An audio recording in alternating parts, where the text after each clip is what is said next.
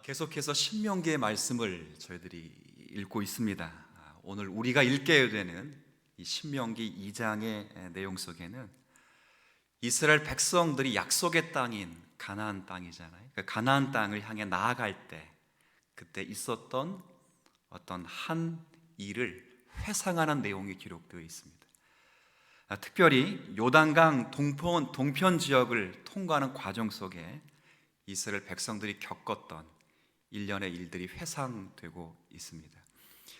2장을 읽었는데 크게 두 문단으로 나누어집니다. 아주 크게 두 덩어리로 나누어지는데 1절부터 23절까지의 내용에는 이스라엘 백성들이 가나안 땅을 향해 나아갈 때 손을 대서는 안 되는 땅, 그러니까 정복해서는 안 되는 땅에 대해서 23절까지 기록되어 있습니다. 그리고 24절부터 마지막 37절까지는 그 반대로 이스라엘 백성들이 가나안을 향해 나아갈 때 반대로 손을 대야 되는 땅, 쉽게 설명하면 정복해야만 되는 땅에 대해서 설명을 하는 내용이고 그 일들에 관한 이야기입니다. 오늘은 이 큰 두 문단 가운데 앞의 문단 1절부터 23절까지의 내용을 살피고 다음 주는 뒤의 문단을 이렇게 살피도록 하겠습니다.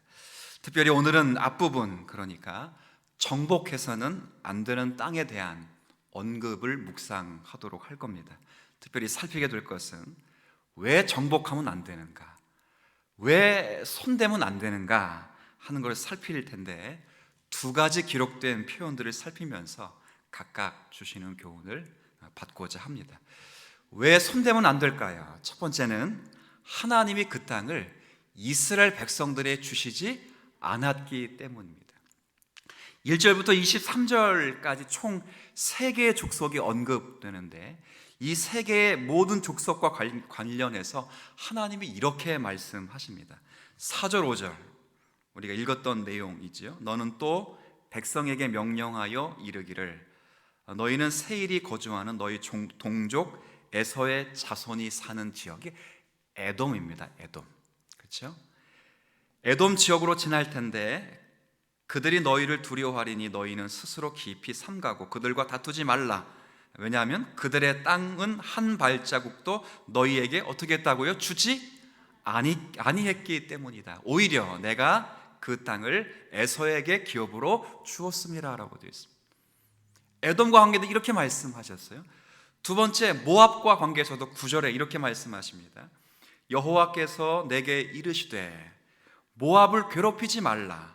그와 싸우지도 말라. 그 땅을 내가 내게 기업으로 주지 아니하였다. 이는 내가 롯 자손에게 아르를 기업으로 주었습니다. 아브라함의 조카 롯에게 준 땅이다. 너에게 주지 않았다라는 거예요. 19절 암몬 족속도 등장합니다.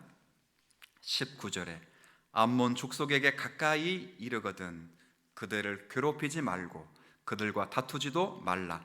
암몬 족속의 땅은 내가 내게 기업으로 주지 아니하였다. 이는 내가 그것을 롯 자손에게 기업으로 주었음이라. 이렇게 되어 있습니다.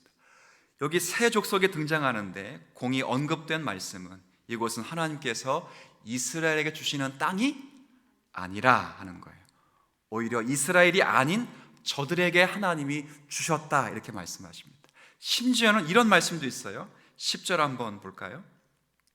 10절입니다. 모압 땅을 언급하면서 이전에는 에밈 사람이 거기 거주하였는데 아낙 족속같이 강하고 많고 키가 크므로, 이게 무슨 말이냐면 이전에 그곳에 모압 이전에 그곳에 큰 족속이 있었는데 하나님이 그 땅을 모압으로 주셨기 때문에 거기 아무리 강대한 민족이 있어도 그 땅이 모압으로 넘어갈 수밖에 없었다 그 말입니다. 그렇죠? 하나님께서 이스라엘에 주시지 않고 모압에게 주신 땅이라 그 말이에요. 그 땅을 모압에게 주시기로 기뻐하셨기 때문에 결국은 모압으로 돌아갔다는 말이에요. 하나님께서 그렇게 정하셨기에 그와 같이 될 수밖에 없었다 그 말이죠. 하나님의 주권과 통치에 관한 표현입니다. 너희들은 그러니 손대면 안 된다. 너희들에게 주시지 않았다. 오히려 에돔에게 주고 모압에게 주고 그리고 암몬에게 주었다, 이렇게 말하는 거예요. 여러분, 여기서 무엇을 배울 수 있을까 곰곰이 생각해 보았습니다. 저는 이 말씀을 생각하면서 하나님은 에돔, 모압 그리고 암몬도 주관하시고 다스리시는 하나님이시다, 그 생각을 했습니다. 성경에서 여러 민족들이 땅을 차지하는, 그리고 여러 민족들이 기업을 얻었다는 것을 기록하신 이유는 다른 게 아닙니다. 하나님께서 각 나라와 민족의 운명을 주관하고 계심을 알려주시기 위해서 그런 것입니다.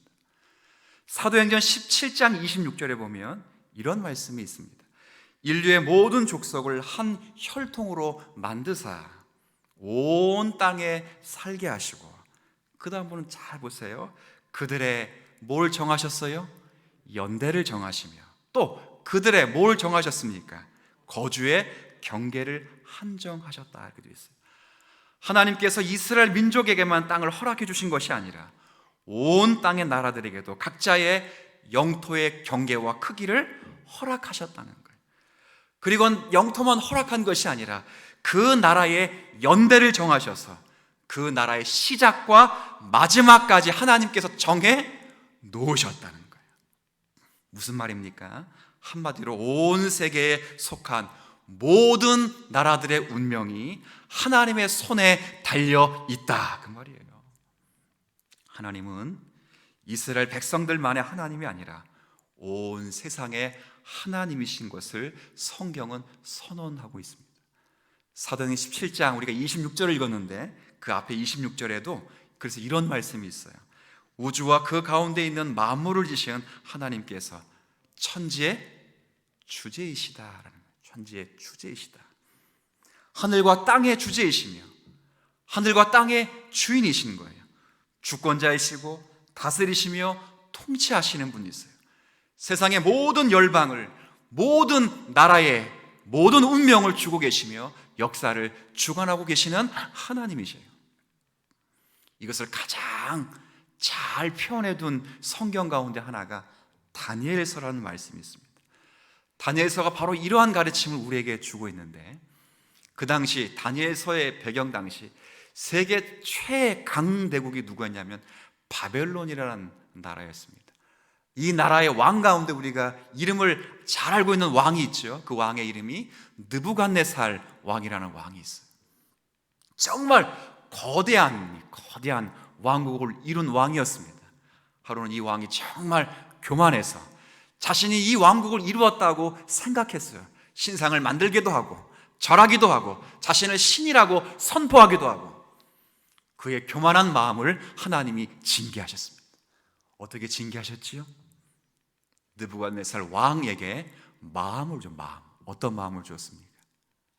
네, 짐승의 마음을 주었습니다. 사람에게 짐승의 마음을 주었다고요. 짐승의 이성을 주고 짐승의 감정을 주고 짐승의 육체를 주었습니다. 하나님의 징계를 받으니까 소처럼 풀을 뜯어먹게 되었습니다. 모든 산의 진미를 다 뒤로하고 풀을 뜯어먹습니다. 옷을 다 벗고 밤에 이슬을 맞지 않고선 잠을 잘 수 없게 만들었습니다. 머리털은 마치 독수리의 새털처럼 자라나고, 손톱은 성경에 보니까 새 발톱처럼 자라났다고요. 몇 년 동안 그렇게 했어요? 7년 동안, 장작 7년. 얼마나 민족들이 놀랬겠습니까? 세계 가장 큰 민족의 왕 되는 느부갓네살 왕이 7년 동안 짐승처럼 살았다고요. 하나님이 정한 시간이 끝났습니다. 느부갓네살 왕이 겸손히 엎드리면서 그 황제 입에서 온 세계의 주제라고 불리는 자신이 처음에 한 연설이 뭐예요? 하나님이 온 세계의 주제이시며 하나님은 선하시며 의로우시며 교만한 자를 낮추시며 그의 나라는 영원하며 그의 다스리는 나라는 진실하시며 하나님은 사람을 없는 것 같이 여기시며 하나님은 천사와 모든 사람에게 자신의 뜻대로 이루어 가시는 전능하신 주제 되십니다. 하나님을 그렇게 선언하면 그렇게, 전 세계 사람이 놀라는 거예요. 자신의 신상을 만들어 놓고 내가 신이라 라고 말하면서 그렇게 왕처럼, 그렇게 신처럼 군림하는 그의 입에서 온 세계의 주제는 하나님 한 분이시다. 여러분, 이게 얼마나 멋있는 소리입니까? 오늘 하나님께서 이러이러한 땅을 너희들에게 주시지 않았기 때문에 그 땅은 정복하면 안 된다는 말씀을 통해서 하나님이 전달하시고 하시는 메시지는 하나님은 온 세계의 주인 되신다는 사실입니다. 모든 민족과 모든 나라를 하나님은 다스리고 계십니다. 그리고 그들의 운명을 하나님의 선하신 손길 가운데 하나님이 지금도 역사하고 계신 줄로 믿습니다. 바로 그 하나님이 저와 여러분을 다스리고 계심을 믿으시기를 축원드립니다.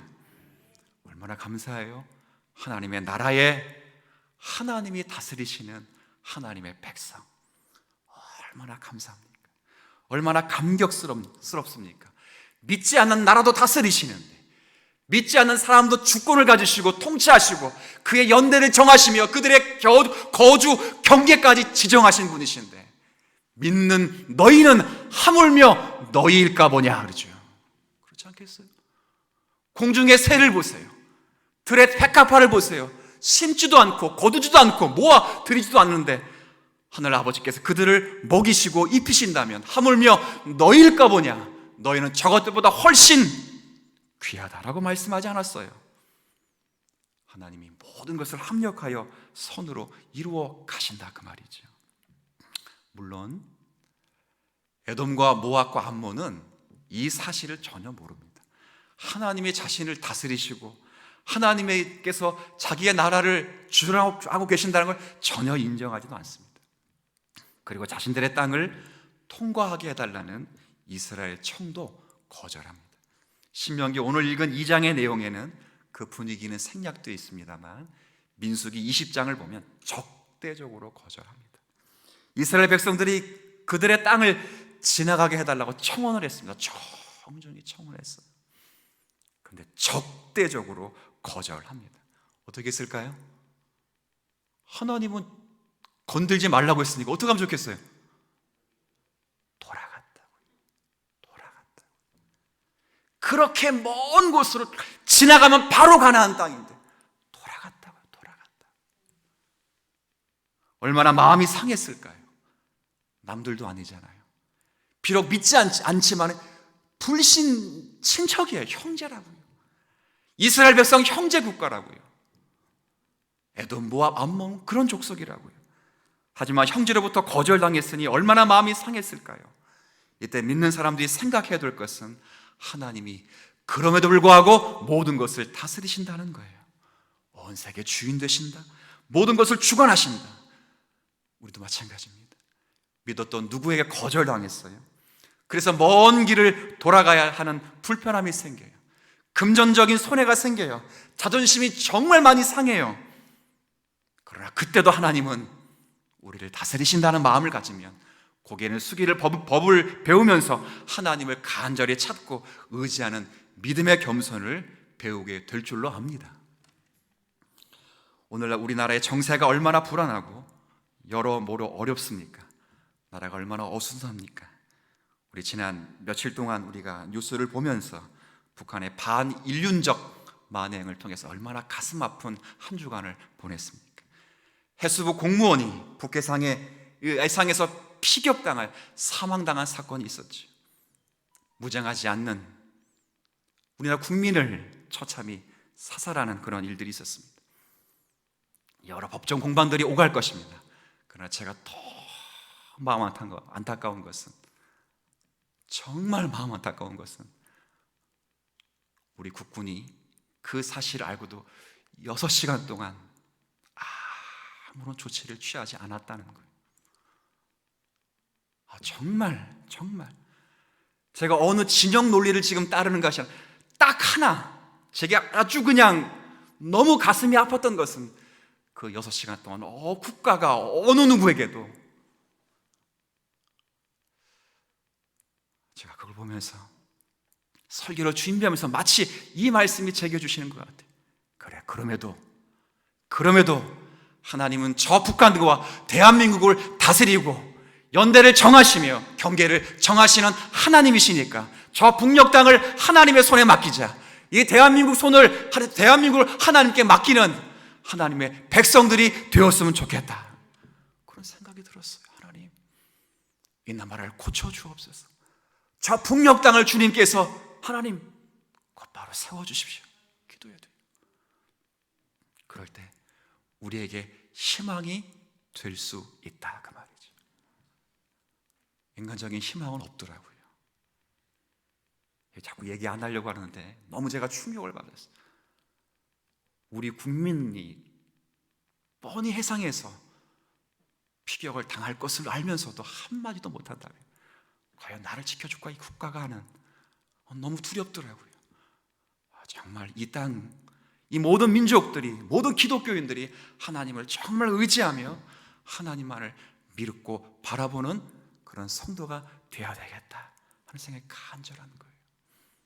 여러분, 그런 은혜가 여러분과 저에게 있게 되기를 주의 이름으로 부탁을 드리겠습니다. 두 번째는 왜 하나님께서 이 민족을 손대면 안 되는가라고 말씀하시는가? 왜 정복하면 안 되는가라고 말씀하셨을까?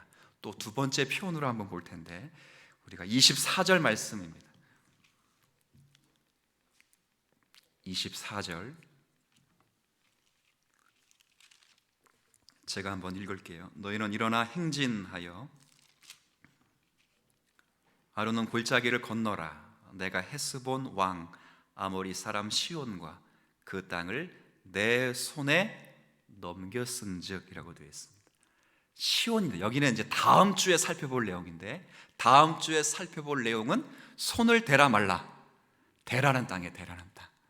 그 왜 대어야 되는가 하는 설명하는 거예요. 그 땅은 너희 손에 넘겼기 때문에. 그럼 이 말을 뒤집어 보세요. 왜 에돔과 모압과 암몬은 손대면 안 되는가? 하나님이 그 민족과 그 족속을 너희들의 손에 넘기지 않았기 때문에. 옛날 개역 한글판은 붙이지 않았기 때문에 이렇게 되어 있어요. 붙이지 않았기 때문이에요. 넘기지 않았기 때문이에요. 왜 그런가? 왜 그런가? 이 문제를 민수기 말씀을 통해 좀 확인해 볼 텐데요. 민수기 24장입니다. 여기 자막에 나올 테니까 한번 보세요. 민수기 24장 17절부터 19절까지를 같이 한번 읽어주시겠어요? 시작. 내가 그를 보아도 이때의 일이 아니며 내가 그를 바라보아도 가까운 일이 아니로다. 한 별이 야곱에서 나오며 한 규가 이스라엘에게서 일어나서 모압을 이쪽에서 저쪽까지 쳐서 무찌르고 또 셋의 자식들을 다 멸하리로다. 그의 원수 에돔은 그들의 유산이 되며 그의 원수 세일도 그들의 유산이 되고 그와 동시에 이스라엘은 용감히 행동하리로다. 주권자가 야곱에게서 나서 남은 자들을 그 성읍에서 멸절하리로다 하고 아멘. 여기 오늘 언급된 모압과 그리고 에돔이 등장합니다. 무슨 내용입니까? 야곱에서 나오는 한 별, 이스라엘에서 나오는 한 규가 나타날 것이며 종말론적이고 묵시적인 내용입니다. 그러나 본문 그대로를 따진다면 결국 한 통치자가 일어나서 그에 의해 이 민족들은 다 멸절되게 될 것이다. 하나님께서 미리 그렇게 정해 놓으셨다는 거예요. 그러니 너희들은 싸우지 말아라. 건들지 말라는 거예요. 무슨 의미입니까? 아까 사도행전 17장에 분명히 26절에 그의 그 나라의 연대를 정해 놓으셨다고요. 그들이 거주하는 경계를 한정해 놓으셨다는 거예요. 그리고 에돔과 모압 이런 암몬 족속은 반드시 한 통치자에 의해서 멸망을 당할 것을 그때를 예정해 놓으셨다는 거예요. 그렇게 될 것이라는 거예요. 그러니 손대지 말고 너희들이 넘기지 않았으니 건들지 말라는 거예요. 너희 옆에 항상 그렇게 두겠다는 거예요. 왜 그렇게 두겠다는 거예요? 그런 의미에서 모압과 에돔과 암몬은 그냥 두도록 하신 것은 성경의 정신에 의하면 성도의 영적인 훈련을 위해서 그렇게 두라고 하신 것입니다. 배로 물고기 수송하는 분들의 기록된 이야기를 한번 들은 적이 있는데요. 태평양을 건너서 물고기를 수송하는데 그때 가장 중요한 것이 물고기의 신선도라고 합니다. 그렇죠. 이 신선도를 어떻게 유지하는가에 의해서 물고기의 가격이 달라지기 때문에 신선도가 가장 중요하다는 거예요. 배 밑에 큰 어조를 만들어 놓고 거기에 화로들을 막 가득 담아 놓습니다. 어떻게 신선하게 옮겨올까? 한번 제가 일전에도 소개해 드린 것처럼 청어를 이렇게 운반하는데 신선도를 유지하기 위해서 천적 몇 마리를 집어넣는 거예요.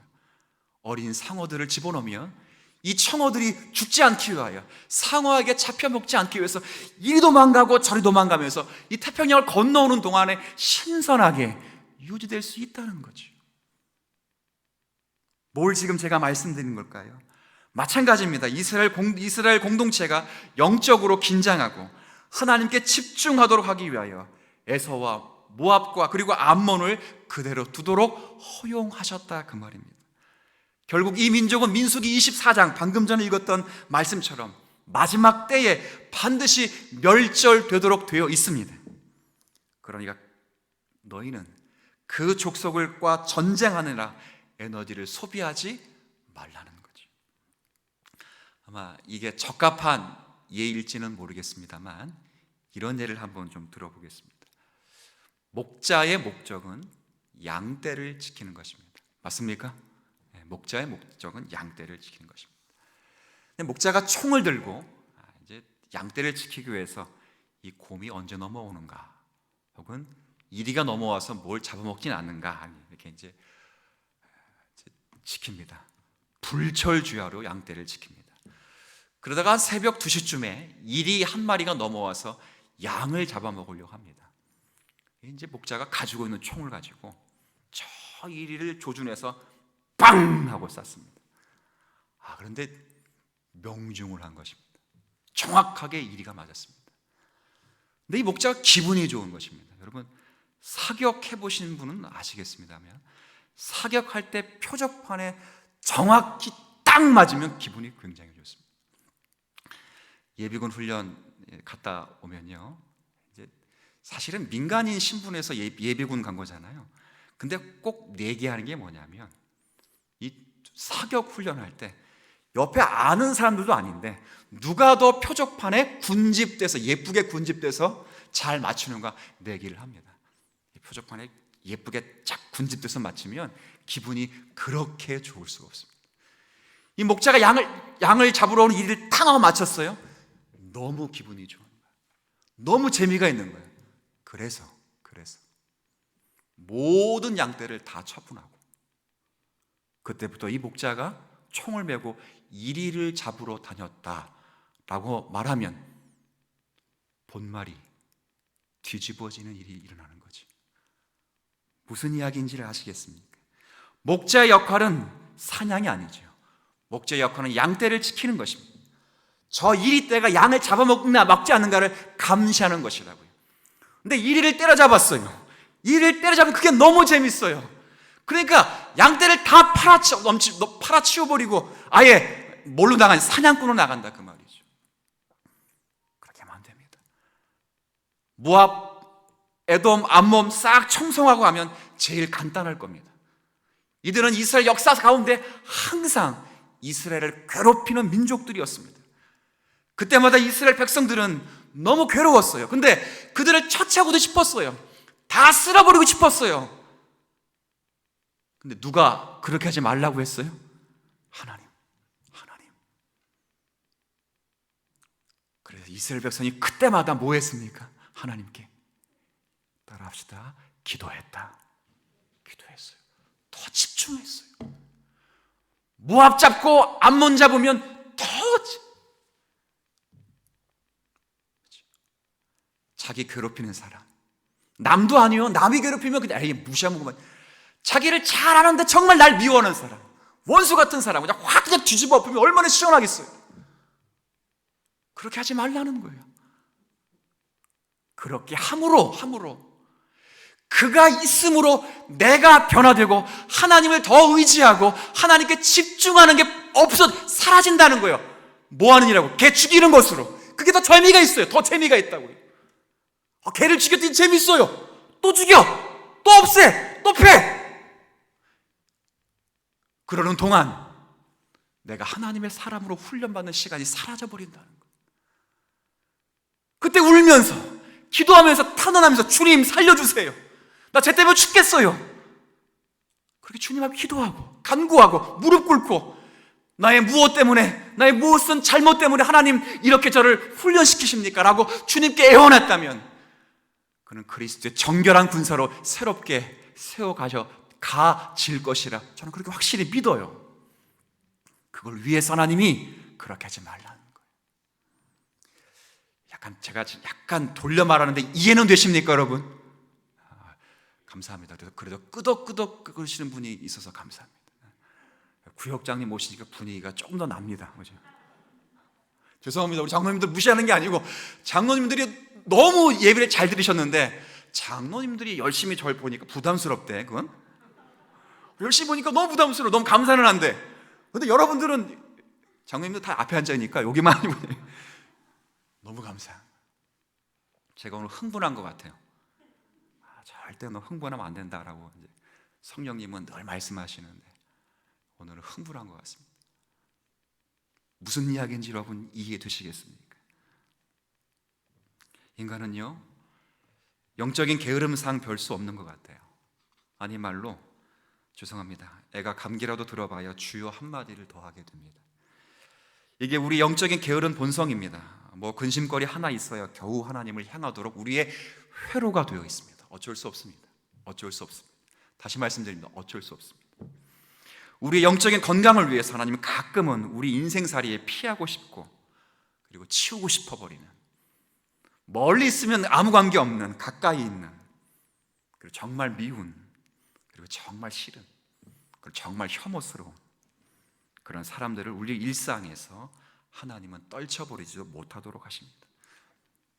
마치 사도 바울에게 육체의 가시가 있는 것처럼 목회 선상의 육체의 가시 때문에 얼마나 울며 얼마나 탄식했습니까? 그런데 피하고 싶은 일 속에 하나님의 경륜이 감추어져 있습니다. 그 일 붙잡고, 그 사건 붙잡고, 그 몸부림 붙잡고 주님 앞에 더 가까이 나아가게 하실 때 사도 바울이 고백했던 것처럼 약할 그때가 가장 강함이라. 잘 이해하셔야 됩니다. 약하니까 나중에 하나님이 강함 주셨다가 아니고요, 약하면 반드시 하나님이 강함 주신다가 아니고요, 약할 그때가 가장 강한 때라고. 왜? 약하니까 누구밖에 안 베이더라. 하나님 밖에는 베는 게 없다는 거예요. 내가 언제 하나님이 가장 많이 보였는가, 언제 하나님이 가장 잘 보이던가, 내가 가장 약할 때예요. 가장 약할 때예요. 힘이 부족하고 내 능력으로는 헤아려 나갈 수 없는 연약함에 휩싸일 때, 그제서야 비로소 주님, 힘들어 못 해먹겠어요, 도와주세요. 주님이 나의 복이십니다. 주님이 나의 상급이십니다. 주께서 은혜를 주시면 이 어려운 문제도 주님의 은혜 가운데 능히 이겨나갈 줄로 믿습니다. 그때예요. 그때 보니까 그때라고. 본문으로 다시 한번 돌아볼게요. 14절입니다. 신명기 2장 우리가 읽고 있었습니다. 14절 제가 읽겠습니다. 가데스 바네아에서 떠나 세레 시냇가를 건너기까지 38년 동안이라. 38년입니다. 이때에는 그 시대 모든 군인들이 여호와께서 그들에게 맹세하신 대로 진영 중에서 다 멸망하였나니, 이 38년 이스라엘 백성들이 불순종한 결과로 광야를 들었던 바로 정확한 기간이 38년입니다. 여기에 애굽에서 나온 시간, 그리고 시내산에서 1년여 가까이 율법을 받고 성막을 만드는 시간까지 다 더하면 광야 40년이죠. 근데 정확히는 불순종한 대가로 받는 그 시련은 정확히 광야 38년입니다. 제가 뭘 말씀드리려 하냐면 C.H. 다드라고 하는 유명한 성경 신학자가 있습니다. 굉장히 좋은 신학자인데 이분께서 이 신명기 2장을 설명하면서 이 부분에서 이런 설명을 해두었습니다. 요한복음 5장의 사건을 연후해 두었는데 5장에 보면 베데스다라는 연못가가 등장합니다. 이 베데스다라는 단어는 사실은 두 단어의 합성어입니다. 하나는 베이트라는 단어인데 이건 집이라는 단어예요. 베이트. 베틀레헴, 베들레헴, 베트가 바로 베이트입니다. 집입니다. 집. 그리고 또 하나는 헤세드입니다. 많이 들어보셨죠? 구약 가운데 하나님의 속성과 성품을 나타내주는 가장 중요한 단어 가운데 하나가 바로 헤세드입니다. 헤세드. 이건 우리나라의 정이라는 단어처럼 번역하기가 굉장히 어려운 단어입니다. 그래서 여러 번역본이 있습니다. 자비, 긍휼, 제가 제일 좋아하는 인애라는 단어, 인애. 헤세드를 인애로 단어. 제가 이 단어를 너무 좋아서 우리 딸 아이에게 이름을 붙여주었습니다. 둘째 딸 이름이 인입니다. 예인, 인자가 바로 인자하심, 헤세드입니다. 헤세드. 그래서 붙이면 베이트 헤세드라고 하니까 붙이면 자비의 집, 긍휼의 집, 은혜의 집, 인애의 집 이런 말이 됩니다. 거기에 제가 행각 5이 있고 그 중앙에 연못이 있습니다. 저도 가봤는데 밑으로 연못이 있고 행각 5이 이렇게 주변에 있습니다. 여기에는 어떤 전설이 하나 내려옵니다. 연못에 물이 움직이면 동합니다. 그때 물이 동할 때 연못이잖아요. 연못에 물이 동할 이유가 있겠어요? 어서 흘러오는 것도 아닌데, 그렇죠? 그 연못에 물이 동할 때 거기에 천사가 내려온다는 전설이 있습니다.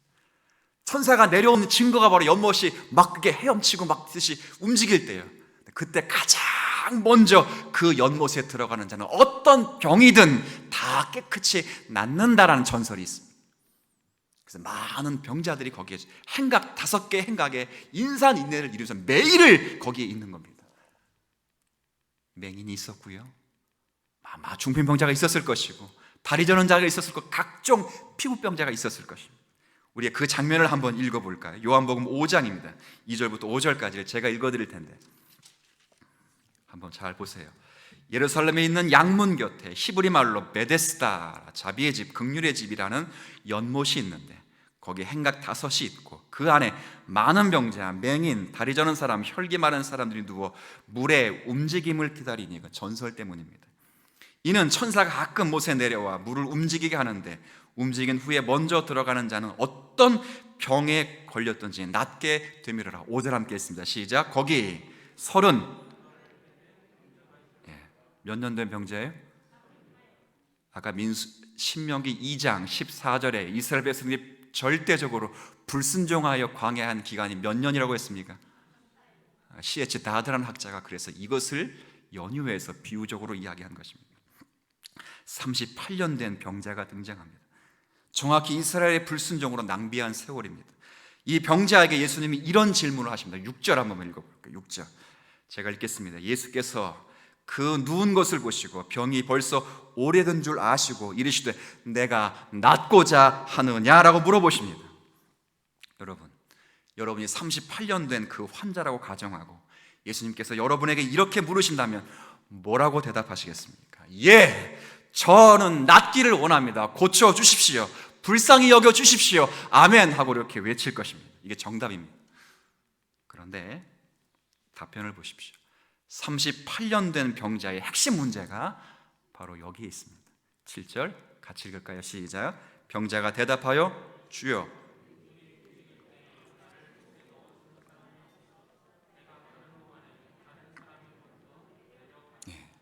무슨 말입니까? 여러분, 예수님 어떤 분이십니까? 베데스다 연못이 무슨 집이라고요? 자비의 집입니다. 긍휼의 집입니다. 자비의 집에 서신 예수님은 자비의 집의 주인이 되십니다. 예수님은 헤세드의 주체가 되시고 주인 되십니다. 그분은 이 땅에 오셔서 자기의 선택하신 백성들의 죄의 짐을 지시고 죽으실 분으로 오셨습니다. 그분은 창조주이시고 그분은 구원주이시며 그분은 전능하신 하나님이십니다. 자, 그분이 38년 된 병자에게 물었습니다. 그러면 자비의 주제가 되시는 예수님께서 그렇게 물으셨다면 이 환자는 예수님께 긍휼을 베풀어 달라고, 헤세드를 베풀어 달라고 답변을 하면 되는데 여전히 인간의 속성을 버리지 못하고 이런 답변을 한 것입니다. 당연하죠. 그런데 누가 자기를 그 연못에 넣어줄 자가 없다는 겁니다.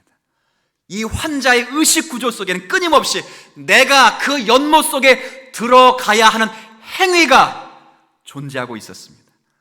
누군가를 나를 업고 가든 나를 메고 가든 끌고 가든 들고 가든 그 못에 넣어줄 사람이 있어야 한다는 겁니다.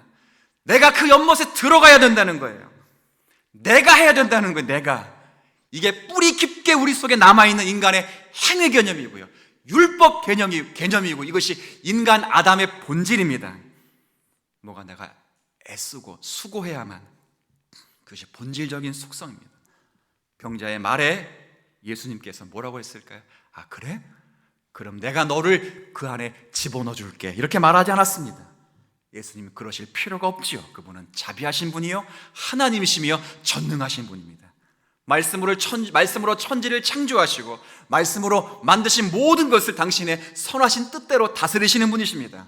한마디 하셨지요. 내 자리를 들고 일어나 걸어가라. 그 사람이 고침을 받은 줄로 압니다. 무슨 말입니까?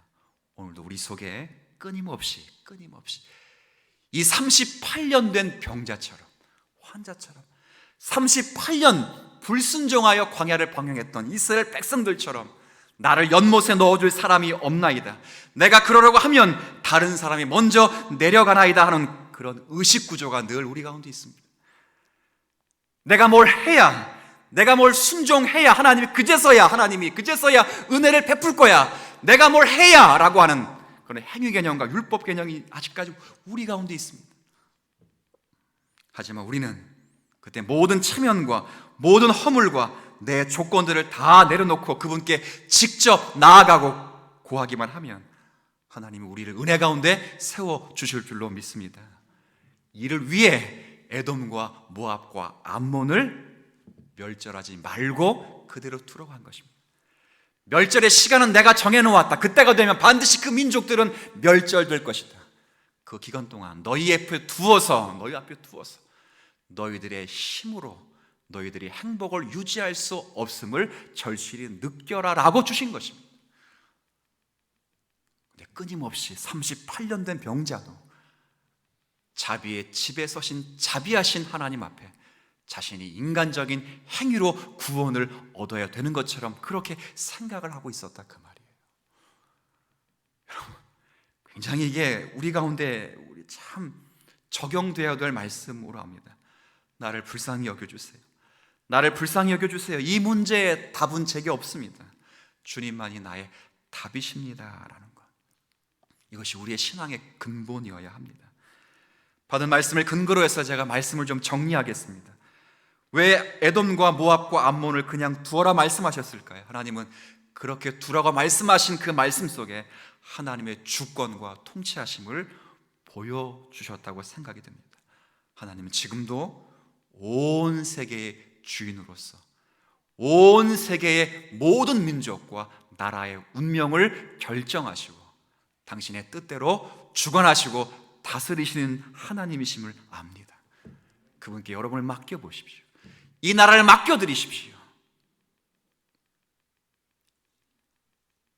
저 북녘 땅을 맡겨드리십시오. 그리고 하나님의 사람으로 서십시오.